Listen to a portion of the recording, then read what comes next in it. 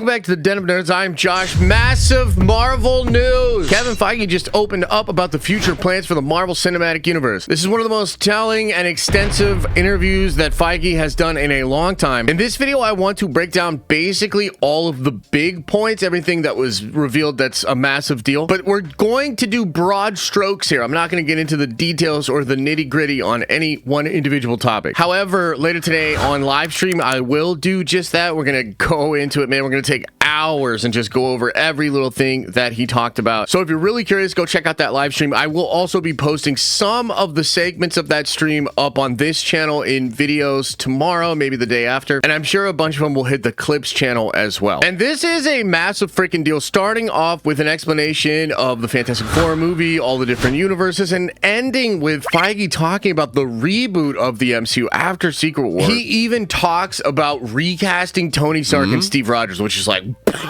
Okay, so the article begins with Feige talking about how they just did way too much in Phase 4 and Phase 5. He talked about how there was expansion and they were really eager to create all kinds of Marvel content. It's actually a really telling part of the article because he was like, there was a company mandate to just create, and expand the brand. But he also admits that Marvel Studios was so obsessed with storytelling and thriving in their current success after Endgame, so much so that they had all sorts of ideas. They were like, oh, Oscar Isaac Moon Knight, like, let's do it. Iman Vellani as Miss Marvel, let's do it. And they just kept going because they had all kinds of ideas. Feige even admits that Thunderbolts was disappointing and had a bad box office, which is crazy. And he talks about how that is connected to this too much sort of thing. Like, a lot of the general audience felt like Thunderbolts had homework with it because all of the characters are Disney Plus characters. They're characters that you wouldn't know if you just watch the movies. And so in a sense, at the start of this article, Feige talks about Superman and really liking what Gunn did with that and claiming that means there's no fatigue in the superhero genre. He praises the Fantastic Four as being really cool, novel, new, existing in its own universe, so there's no homework required. And he connects that to the fact that Thunderbolts failed because there was homework required and the sort of feeling overall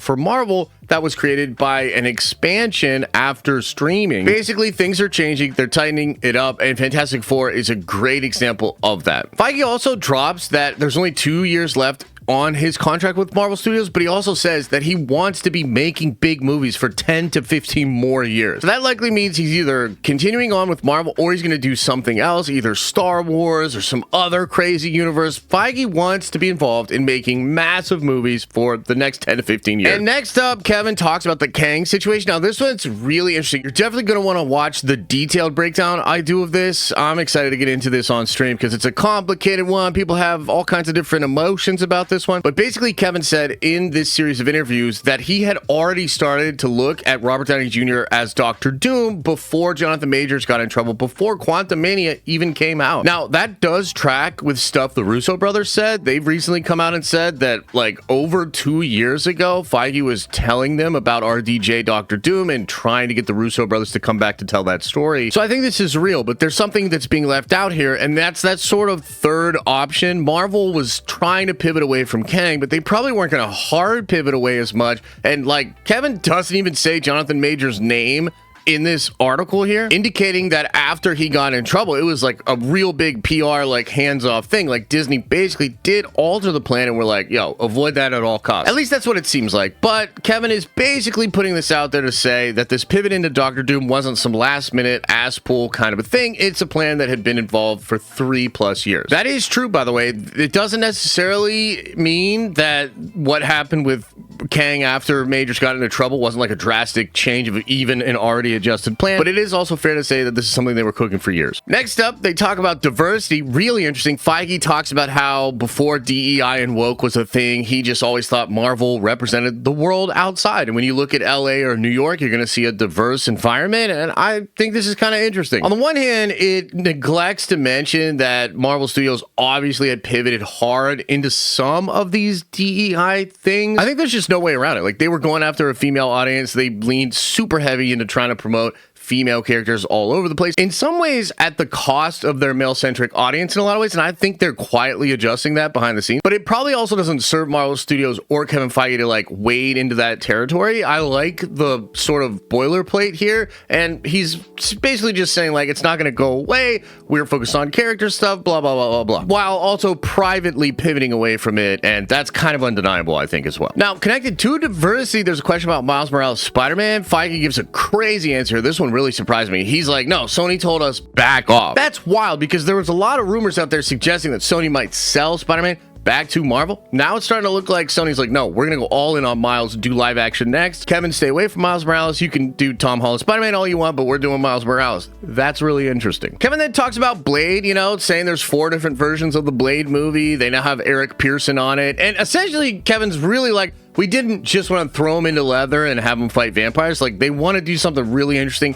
with Mahershala Ali as Blade. And it's one of those things where it's like, fair enough. I understand the company line here. I don't know if people are going to buy this because, I mean, honestly, just throw him in leather and have him fight vampires. We'd all probably be pretty happy. But sure, understand him trying to control the narrative. And I do think it's pretty wild that they're still going to do Blade with Mahershala Ali. Seems like that's still absolutely a thing. Next up, Feige talked about how they could change the tone in Marvel, and they are going to lean into more R-rated stuff. He talks about Deadpool and Wolverine, having more fun with those characters. This is obvious, right? Like, they've been leaning into the R-rated stuff. Deadpool Wolverine was a huge hit. It can't be too comfortable in any particular genre or tone because people's tastes adjust and change over time. Next up, Feige talks about the Marvel method. Now, this has been a big point of contention recently in the press because James Gunn has kind of made it a thing. He's talked about how not having completed scripts is hurting Hollywood, and he doesn't want to do that with the DCU, which I thought was funny because he gets hired by Kevin Feige and they already had a spec script from a co-writer. I say that to say, like, Gunn obviously knows that's not exactly how Marvel Studios approaches this thing, and it just seemed weird. He's trying to like make it a thing. So Feige actually kind of takes some shots at Gunn and his perception of all of this in this article. He refutes this idea that they're going in without scripts being completed because they obviously have a body of work to then shoot from. And instead, Kevin's like, I'm just never satisfied. We're always trying to tinker. We're always trying to make things better. I've never been satisfied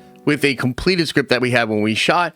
That's why we change it. Kind of interesting. I'll wade more into those waters and talk more about the drama and the sort of subtle game being played between Marvel and now DC Studios in the clips and over on the live streaming channel. But I'm really curious as to what you guys think of this. This was an interesting part of the article. Gunn, Feige kind of fighting. By the way, Kevin's absolutely right. Like, Gunn is making it a thing and he's being really weird about it. The Marvel method absolutely worked. It basically saved Hollywood during the heyday of the MCU. And it's also not something that's replicated by other studios. Gunn is just completely mischaracterizing what Marvel Studios does, and Kevin clarifies what they do and also says, yes, they're going to continue to do what they do. The Marvel method still works. But now let's get into the really juicy stuff, because at the end of this article, it's actually in a totally different article. This came out from Variety. The other one I was reading was on the Hollywood Reporter. Variety has this really interesting piece where Kevin Feige talks a lot about the X-Men. He talks about how, yes, you are going to see Jake Schreier be the director of the X-Men film. He mentions part of the reason why is because they're going for a super youthful team, and Jake Schreier's really tapped in to the youth and their sensibilities. He sort of reveals that the next series of movies after Secret Wars will be set up by that big story, but it's also a beginning. He talks about reboot, rephrasing it as a reset, saying that a reboot is kind of like a scary word. It makes people think everything is going away. And instead, what Marvel's going to do after Secret Wars is reset the timelines, and then after that reset, you will have this young team of X-Men in the MCU. Now, that in and of itself is really interesting and really cool, but it's this other thing he said about Steve Rogers and Tony Stark that blew my fucking mind. I'm gonna read this part right from the article because you gotta hear this. The article reads, even more intriguingly, Feige also indicated that other Marvel characters will eventually be recast, including its most iconic roles like Tony Stark and Steve Rogers. He pointed to many other major film franchises that have done the same thing multiple times over. Amy Pascal and David Heyman are now searching for a new James Bond, Feige said, referring to producers of Amazon's MGM upcoming Bond film.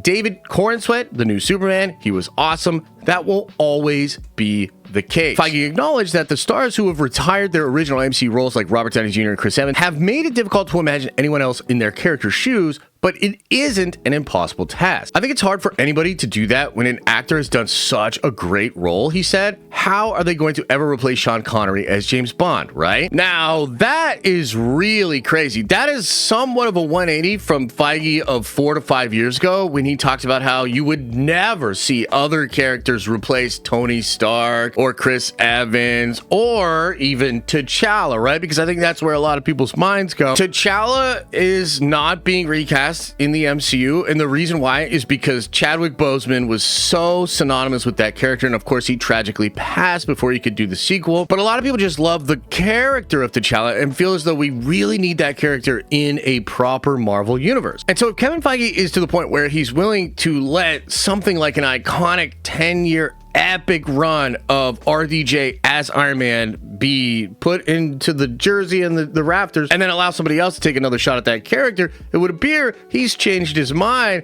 on how he views these different casting character relationships. So number one, yes, I do think this means we are going to get a new Tony Stark and a new Steve Rogers after Secret Wars. Probably a very good move for multiple different reasons. Least of all, Marvel isn't working as well without those characters, obviously, but it also opens the door for other iconic characters to return, like a T'Challa. And I know there's a lot of questions on whether or not this new T'Challa that's supposed to be within these next two Avengers movies and potentially in Black Panther 3, is that T'Challa proper, or is that an aged up version of the T'Challa or Toussaint? But this news here with the recasting on the table for Tony Stark and Steve Rogers makes me think you gotta recast T'Challa. You just have to. That's the way you gotta go. Guys, that's the broad strokes. There's so much more to get into with each and every one of these little points, but here it is, and I would love to know what your initial thoughts are about this news. Come up by the live stream where we'll get into it in more detail, or just stay tuned on this channel, man. I'll be dropping more detailed breakdowns of these little bits on this channel and over on our Clips channel as well. As I always say, I hope you are having an awesome and a nerdy day, and I'll see you in the next video.